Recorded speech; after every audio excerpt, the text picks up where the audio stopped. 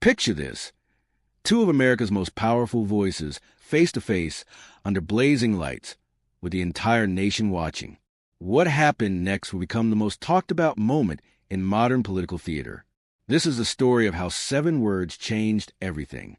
The Constitution Center in Philadelphia had never felt this electric. Camera crews scrambled into position as hundreds of spectators filled every seat, their anticipation thick enough to cut with a knife. Tonight wasn't just another political forum.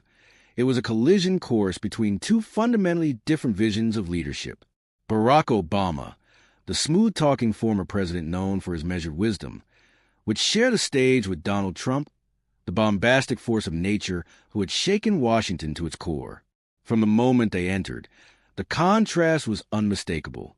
Obama glided across the stage with that familiar grace, his hand offering a subtle wave to the crowd, his expression calm and collected. Then came Trump, shoulders squared, chin jutting forward like a boxer entering the ring, moving with the aggressive confidence of someone who owned every room he entered. The crowd erupted in a symphony of cheers and jeers that seemed to shake the very foundations of the historic building.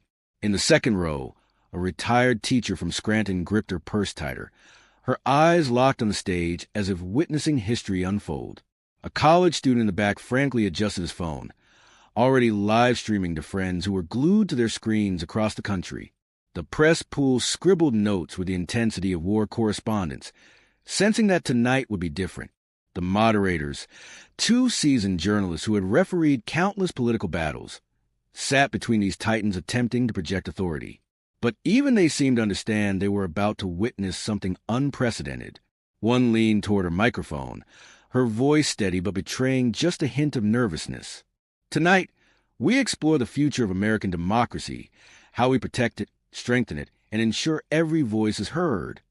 Obama adjusted his tie with the casual confidence of someone who had delivered 1,000 speeches. He glanced at his notes, though everyone knew he could speak for hours without them. Trump, meanwhile, drummed his fingers against the armrest, his body language screaming impatience, like a racehorse waiting for the starting gate to open. When Obama finally leaned toward the microphone, the entire hall seemed to hold its breath. His voice carried that familiar cadence, warm yet authoritative, as if he were speaking directly to each person watching from their living room. This conversation transcends any individual sitting here tonight, he began, his words flowing like a river finding its natural course. Democracy isn't some inheritance we simply collect. It's something we construct, brick by brick, choice by choice, every single day. The words hung in the air like music, and you could see heads nodding throughout the audience, people connecting with that familiar Obama rhythm. For just a moment, there was perfect silence, the kind of silence that precedes either applause or catastrophe. Then Trump exploded into action. Yeah, we've all heard this song before, he barked, his hand cutting through the air dismissively.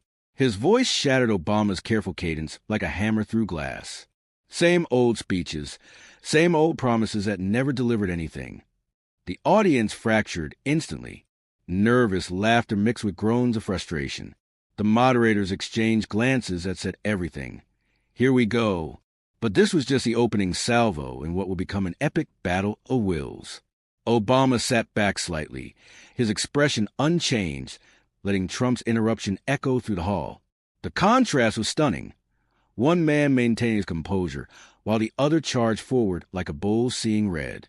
What struck everyone in that moment wasn't just the interruption itself, but how it completely shifted the atmosphere.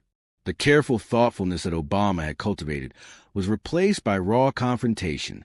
You could feel the tension ripple through the crowd like electricity. Shoulders stiffened, whispers passed between strangers, and everyone sensed they were witnessing something that would go far beyond a typical political discussion. This was about to become a masterclass in 2 completely different approaches to leadership. But the real fireworks were just beginning. The second interruption came like a thunderclap. Obama had barely found his rhythm again, weaving together thoughts about steady leadership during national crises. His voice carried the weight of experience, not rushed or theatrical, but grounded in 8 years of the world's most demanding job. Leadership isn't about having the loudest voice in the room, he said, his eyes scanning the audience with genuine connection. It's about listening first, about showing respect for the people you're privileged to serve. Trump launched himself forward so aggressively his chair creaked through the sound system. Respect. The word exploded from his lips like he'd tasted something bitter. Are you serious right now? Where was your respect when you left our borders completely defenseless? Where was your respect when American jobs were hemorrhaging overseas? You want to lecture me about respect? You wouldn't recognize respect if it slapped you in the face. The hall erupted in chaos. Gasps mixed with scattered applause and nervous laughter. The moderators raised their hands like referees trying to control a brawl, their voices barely cutting through the noise.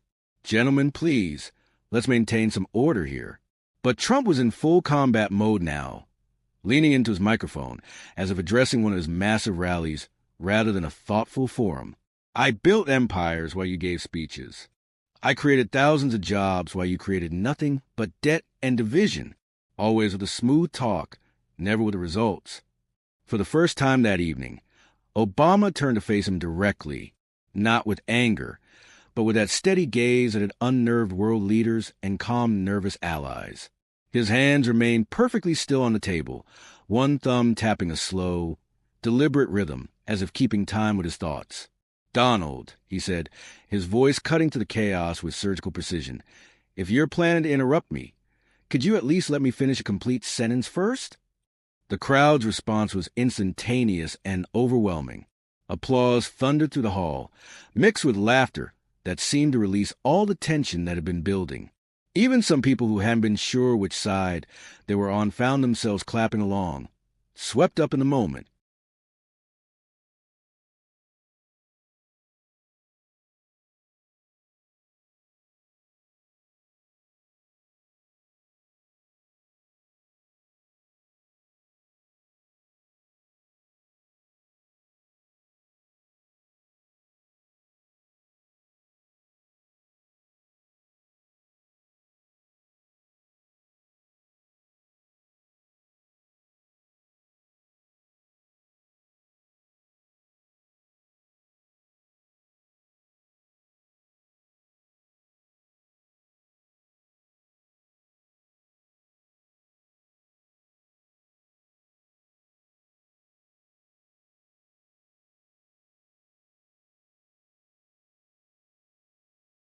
Trump's face flushed under the bright lights, but he wore that familiar smirk as if being called out was just another opportunity to stay center stage. The moderator seized the moment, her voice carrying new authority. Let's allow President Obama to complete his thoughts without interruption. Obama leaned forward again, speaking not to Trump but directly to the hundreds of people watching. This isn't some game where we keep score by who talks over who. This is about whether we can actually confront the real challenges facing real families, challenges that don't care about party politics or who gets the last word in. Those words landed like stones dropped into still water, sending ripples through the audience. You could see it in faces throughout the hall. A construction worker from Ohio uncrossing his arms, a young mother from Delaware leaning forward as if afraid to miss a single syllable. For a brief moment, the forum seemed to find its balance again. But balance was never Trump's strong suit. As soon as Obama shifted to discussing healthcare policy, drawing on his own legislative achievements, Trump pounced again. Don't even start with healthcare, he interrupted, his voice sharp as a blade. You completely destroyed it. Premiums went through the roof. People lost doctors they loved. Families got crushed by costs. Everyone knows it was a disaster. Everyone. The audience split down the middle like a fault line opening. Half the room groaned in frustration, while the other half erupted in cheers and applause. The sound bounced off the walls like competing thunderstorms. The moderators tried desperately to regain control, but their voices were lost in the tempest. Obama didn't raise his voice or show any sign of frustration. Instead, he angled his body slightly toward Trump, his tone remaining conversational, almost amused. Donald, if people really hated it as much as you claim, you probably wouldn't still be talking about it a decade later, would you? Another wave of laughter swept through the audience, followed by sustained applause that seemed to feed on itself, growing louder and more enthusiastic. Even people who had remained neutral were getting caught up in Obama's calm confidence. Trump sat back, shaking his head, his lips pressed into a thin line that betrayed his frustration. The moderators exhaled audibly, grateful for any moment of calm. Moving forward, one said firmly, "We're going to give each participant uninterrupted time to address our next question." But everyone in that room knew that promise was doomed from the start. Trump had never been one to wait his turn, and Obama had mastered the art of patience. The collision between those two forces was pulling the entire evening toward an inevitable breaking point. Across America, families were abandoning their dinner conversations to gather around television screens. In sports bars from Pennsylvania to Nevada, patrons ignored their games to watch this political theater unfold. In college dorms and nursing homes, people were witnessing not just a debate between two men, but a clash between two fundamentally different philosophies of leadership. The first interruption had set the tone, the second had revealed the stakes, but when Trump cut across Obama for the third time, it stopped being a forum and started feeling like a cage match. The third interruption struck like lightning, sudden, violent, and impossible to ignore. Obama had just begun crafting a thoughtful point about the delicate balance between national security and personal freedom, drawing on America's historical ability to navigate complex challenges. His voice carried the measured tone of someone who had wrestled with these issues in the Situation Room, when Trump exploded forward, pointing an accusatory finger across the table. "Freedom? You want to talk about freedom?" Trump's voice cracked like a whip. "You nearly destroyed freedom with your surveillance programs. You spied on ordinary Americans. Everyone knows what you did. You're the absolute last person who should be lecturing anyone about protecting liberty." The hall transformed into bedlam. Shouts erupted from every corner. Gasps mixed with cheers. Groans battled with applause until the noise became a wall of sound that threatened to drown out everything else. The moderators looked helpless, their attempts to restore order completely overwhelmed by the chaos. This wasn't a political forum anymore. It had become a gladiatorial arena where Trump was grabbing for every spotlight, every camera angle, every moment of attention he could seize. But Obama remained perfectly still, letting the storm rage around him without flinching. His hands stayed folded on the table, his gaze fixed not on Trump but on the moderators, as if waiting for sanity to return. "If I may finish my point," Obama said quietly, his voice somehow cutting through the noise. But Trump wasn't finished. Finished what? Another excuse? Another fairy tale about how you always knew best? The whole country got tired of your act, Barack. That's exactly why we won. That phrase, "we won," hung in the air like smoke from a gun. The crowd exploded again. Some people jumping to their feet in applause, others shouting their disapproval, so loudly that security guards along the walls began shifting nervously, watching the crowd more carefully than the stage. Even the experienced moderators looked rattled now, frantically shuffling through their note cards, searching desperately for some question that might bring the temperature down before the whole event spiraled completely out of control. But Obama's response wasn't anger. It was surgical precision wrapped in velvet.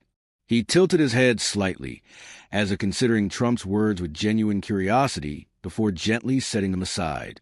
"Donald," he said, his voice carrying just enough volume to command attention, "winning an election and leading a nation are two completely different things. They require entirely different skills." The audience's response was thunderous. This time the applause was sharper, more focused, carrying with it a sense of relief, as if people had been waiting all evening for someone to draw that clear line in the sand.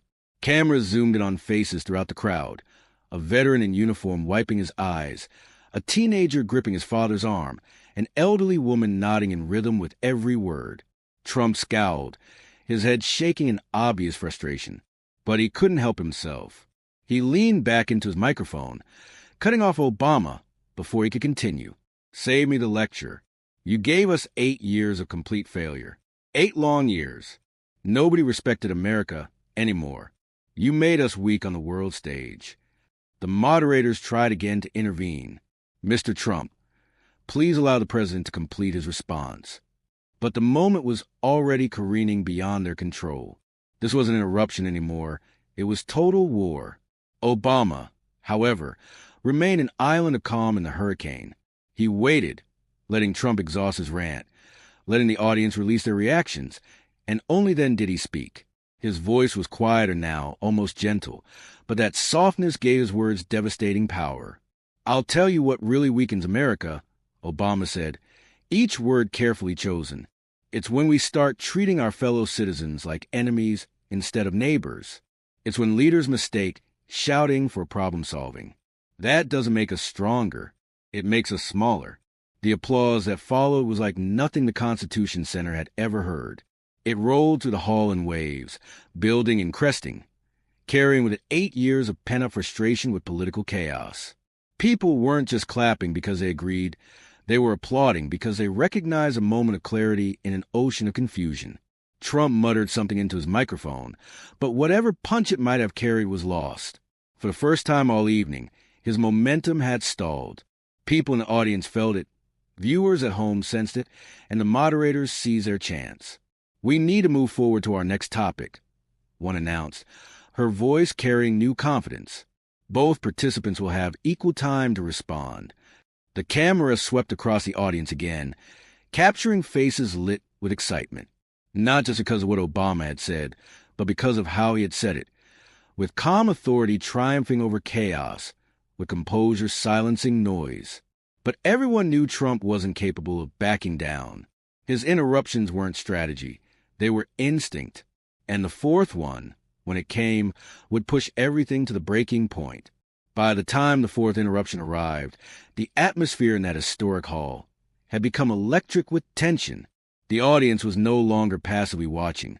They were participants in this drama, reacting to every gesture, every pause, every word with the intensity of spectators at a heavyweight championship fight.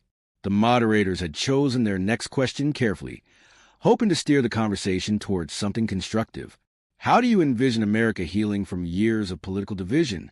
It was an invitation for both men to rise above the fray, to speak about unity and shared purpose.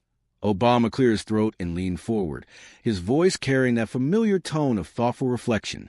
"Unity doesn't require everyone to think exactly alike," he began, his words flowing with the rhythm of someone who had given this question serious thought. "It means recognizing that despite our disagreements, we share the same country and the same future. It means treating our political opponents as fellow citizens, not mortal enemies. Because if we lose that fundamental respect, we lose more than just elections. We lose the very foundation that holds our democracy together."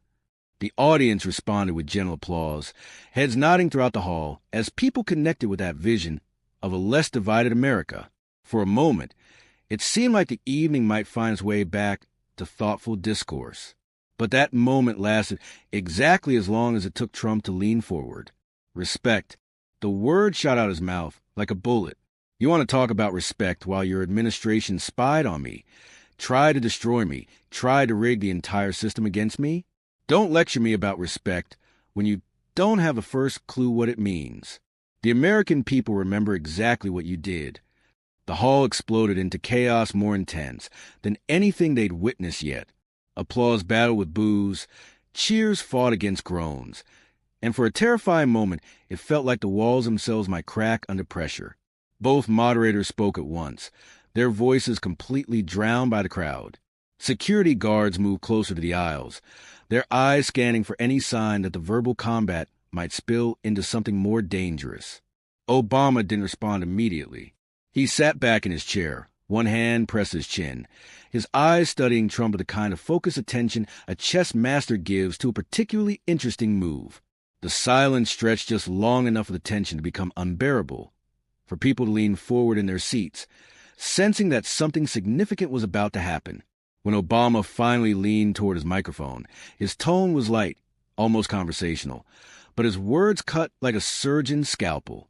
"Donald," he said, pausing just long enough for the name to hang in the air, "if you truly believe the government had nothing better to do than spend all its time and resources focused on you, well, that probably says more about your ego than it does about our policies." The crowd didn't just applaud. They erupted, laughter mixed with cheers. Whistles pierced through sustained clapping, and the sound seemed to lift the roof off the building. Even some of the moderators couldn't suppress slight smiles before remembering their professional composure. Trump's face went rigid, his jaw working furiously, his fingers drumming against the desk with increasing aggression. He shook his head and muttered into the microphone, but the words came through clearly. Total disgrace. Obama waited for the celebration to die down, then continued, speaking directly to the audience rather than to his opponent. The real danger facing our democracy isn't whether one person feels persecuted. The real danger comes when politics convinces us that everyone on the other side is automatically our enemy. Because when that happens, we don't just divide Congress or divide states. We divide families and communities. And that's simply not who we are as Americans. His words settled over the crowd like a blanket, bringing a moment of calm reflection to the chaos. A middle-aged man in a baseball cap stood up, clapping steadily. A group of college students in the balcony whistled their approval. Even some people who hadn't been entirely supportive of Obama found themselves nodding along, recognizing the dignity in his approach compared to the constant aggression coming from across the table. But Trump couldn't let it stand. He pushed forward again, his voice louder and more aggressive than ever. Don't you dare lecture me about division. You divided this country more than any president in history. You weakened law enforcement. You encouraged chaos in our streets. You left America worse off than you found it. That's exactly why people turned to me. They were sick and tired of your failures. The moderators made another desperate attempt to restore order, one of them raising his hand like a referee trying to break up a fight. Mr. Trump, we really need to allow President Obama to finish his responses. But Obama simply raised his own hand slightly, signaling that he could handle the situation himself. His face remained perfectly calm, his tone unchanged from his earlier thoughtful reflection. Donald, he said, his voice carrying across the hall with quiet authority, shouting about chaos doesn't automatically make you the solution to it. Sometimes it just makes you part of the problem. The response was immediate and overwhelming. Cheers and applause erupted from every section of the hall, building into a standing ovation that seemed to shake the historic building to its foundation. People weren't just clapping. They were releasing months and years of frustration with political discourse that had devolved into nothing but noise and conflict. Trump leaned back in his chair, visibly frustrated as he watched the audience respond with such enthusiasm to Obama's calm authority. For the first time that evening, even some of his earlier supporters seemed to be reconsidering their positions, their faces showing something that looked remarkably like respect for Obama's composed leadership. The moderators allowed themselves a brief moment to breathe, sensing that Obama's steady responses were finally bringing some stability to what had been teetering on the edge of complete chaos. But everyone in that room understood this wasn't over. Trump's inability to control himself was fundamental to who he was, and the fifth and sixth interruptions, when they came, would test everyone's limits, including Obama's legendary patience. As the evening wore on, each interruption felt less like a debate tactic and more like a test of wills, a battle not just between two men, but between two completely different visions of what leadership should look like in America. When Trump launched into his fifth and sixth interruptions, the confrontation stopped being about policy and became a raw test of who could maintain control, not just of their own composure, but of the entire room. By this point, everyone in the Constitution Center understood the pattern. Obama would begin speaking with his characteristic thoughtfulness. Trump would interrupt with explosive energy, and the moderators would struggle to keep the whole thing from flying apart. But something about the fifth interruption felt different, more desperate, more personal, more revealing.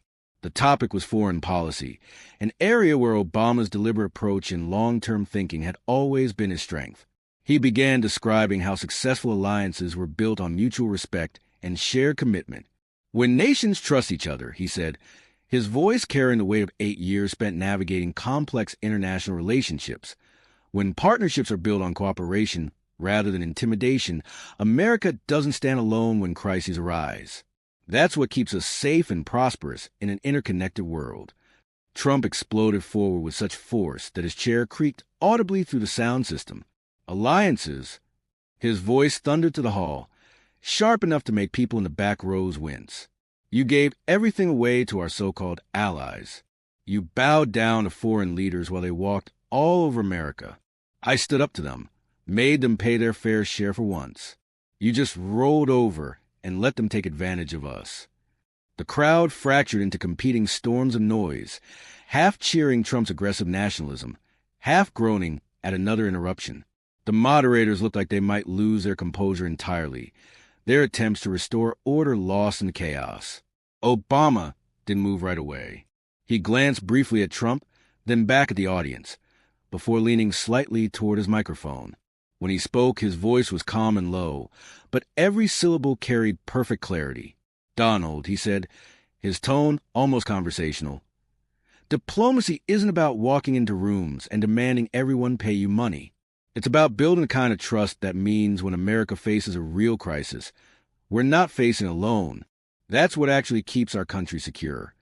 The applause that followed was different from the earlier responses, deeper, more sustained, carrying a weight of people who understood the difference between bluster and genuine strength. Trump shifted uncomfortably in his chair, his eyes scanning the audience as if trying to measure how much support he was losing. But before Obama could continue his thought, Trump slammed his hand against the desk, the sound popping to the microphones like a gunshot. "Safe? You left the world in complete chaos. Look at the Middle East. Look at North Korea. Look at China running circles around us. You made America weaker, and everyone knows it.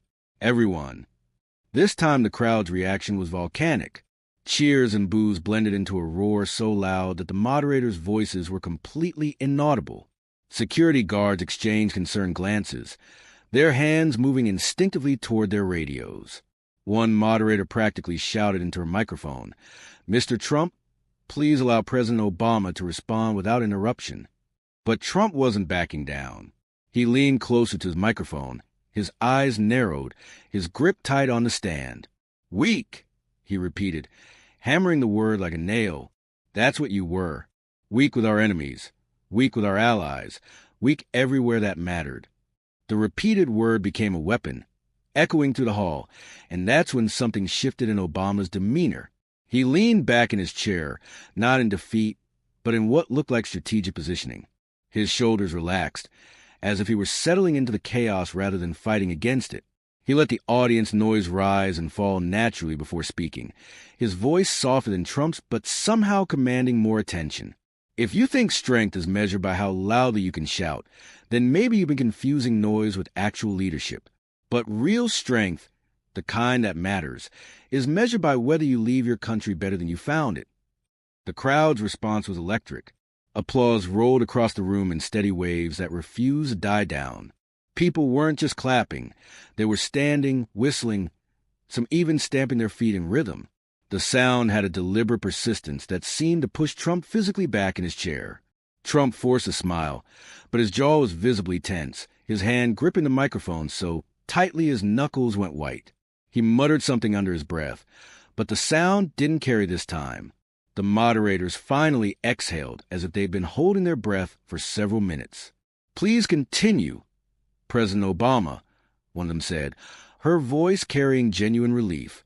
Obama nodded politely, but his eyes lingered on Trump for just a moment longer than before. It wasn't anger that showed in his expression. It was calculation, the look of someone who had been patient for a very long time, but was beginning to reach the limits of that patience. The tension in the hall was now thick enough to cut with a knife. This wasn't just two politicians disagreeing anymore. It was a collision between completely different philosophies of leadership, between chaos and composure, between volume and precision. Every interruption had become a battle for control, not just of the conversation, but of the room itself and, by extension, the millions of Americans watching at home. In diners across Ohio, in bars throughout Nevada, in living rooms from Michigan to Arizona, families were abandoning their conversations to focus entirely on their screens. People weren't just listening to words anymore. They were studying body language, measuring pauses, reading faces. The debate had transcended policy and become something much more fundamental, a test of character. And while Trump still had energy and aggression on his side, something was changing.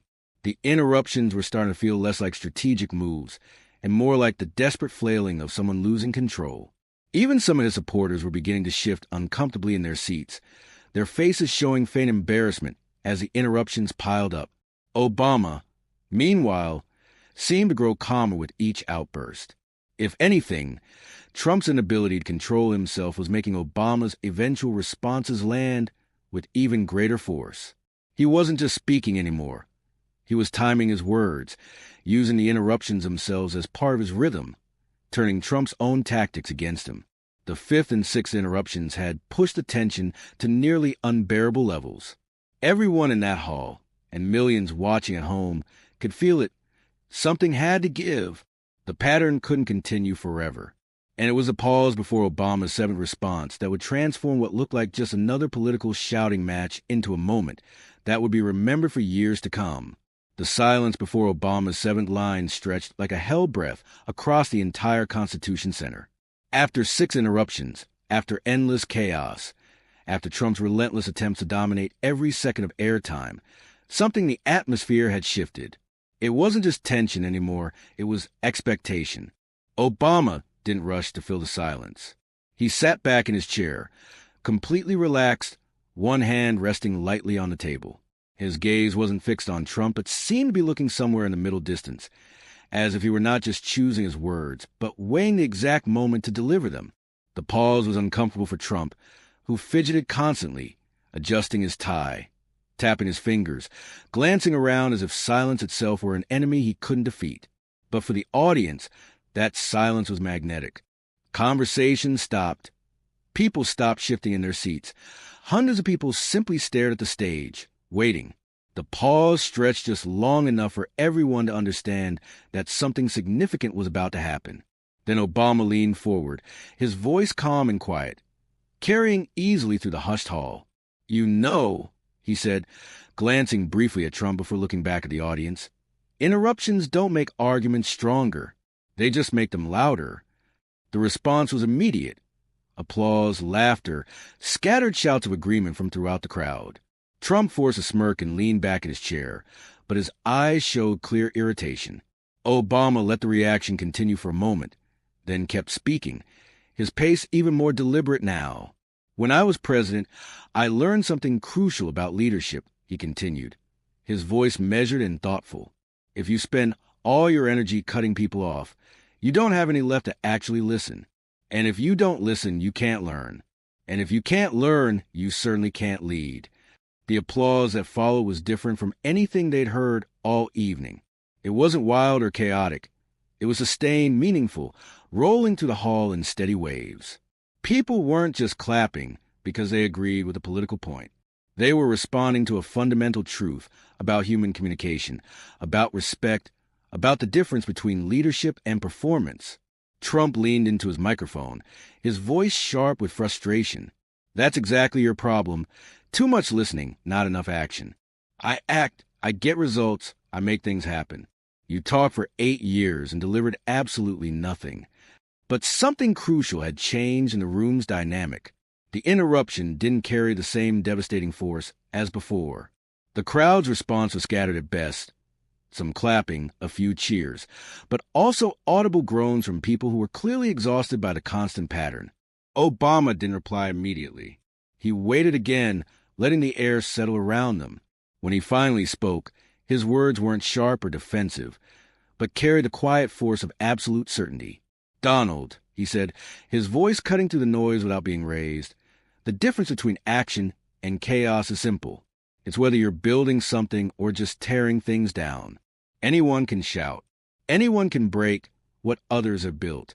But leadership, real leadership, is about creating something that lasts longer than your own ego." The crowd didn't just applaud this time. They erupted in a standing ovation. People in the back rows jumped to their feet, clapping above their heads. The sound filled every corner of the historic building, echoing off the walls like thunder. Even the moderators couldn't hide their smiles, one of them nodding slightly before turning back to her notes. Trump shook his head aggressively, his lips moving in what looked like muttered complaints, but his microphone had been turned slightly away. The cameras caught every flicker of his expression, the frustration tightening around his eyes, the restless movement of his hands. For the first time all evening, it wasn't Obama who looked tested by the pressure. And then Obama did something completely unexpected. Instead of pressing his advantage, instead of delivering another cutting line, he leaned back in his chair and said nothing.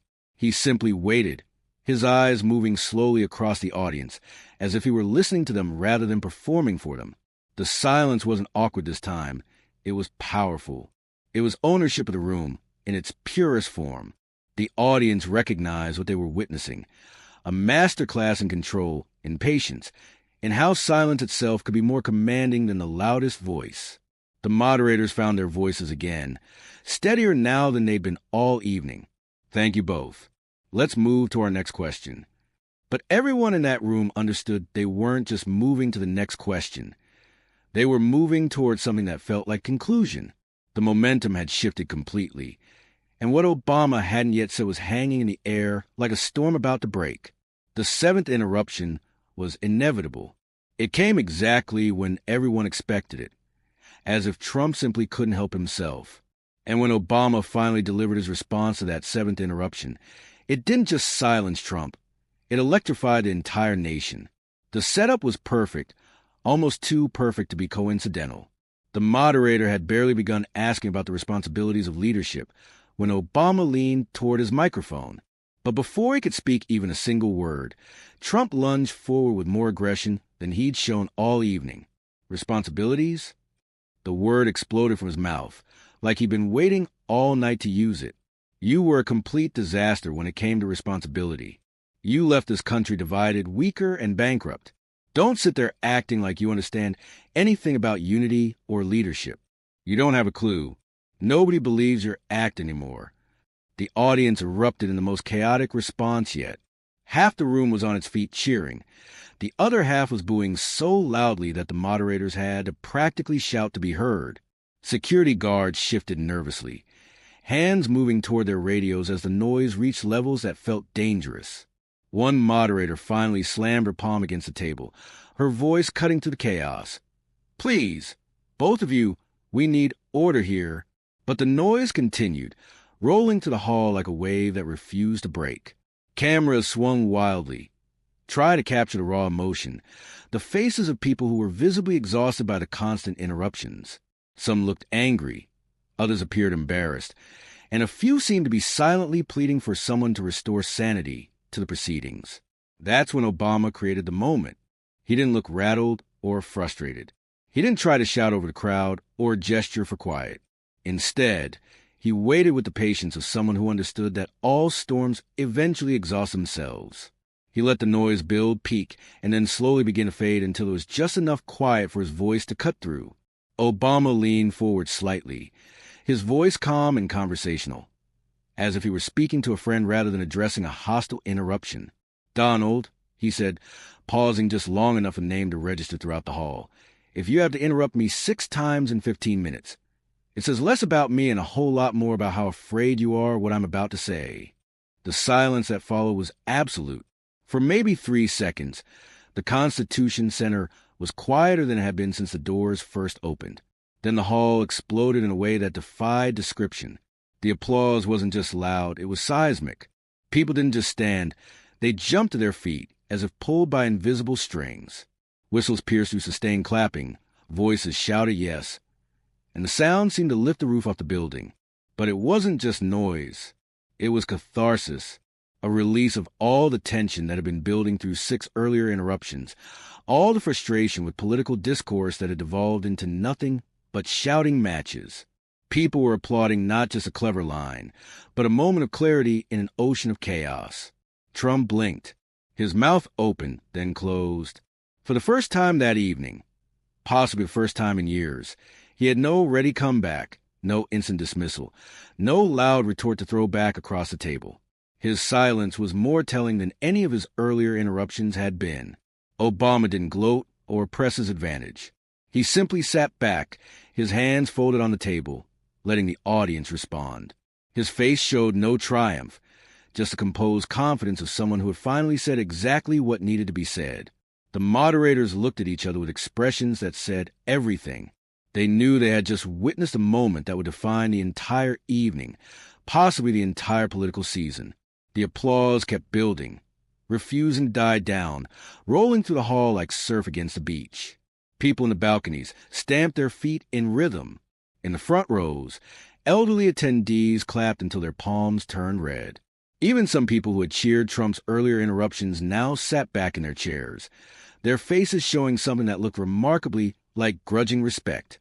But the real power of that moment wasn't contained within the walls of the Constitution Center. It was what happened in the hours and days that followed, as that single sentence rippled across the entire country like shockwaves from an earthquake. By midnight, the clip was everywhere, not just on news networks, but embedded in millions of social media feeds, shared in group chats, forwarded through email chains. Each platform had its own version. Twitter exploded with hashtags like hashtag Obama 7th line and hashtag Trump interrupted trending within the hour. TikTok filled with creative edits, some comedic, others deadly serious, all centered on that moment when Obama leaned forward and delivered a line that left Trump speechless. But it wasn't just the digital world that was buzzing.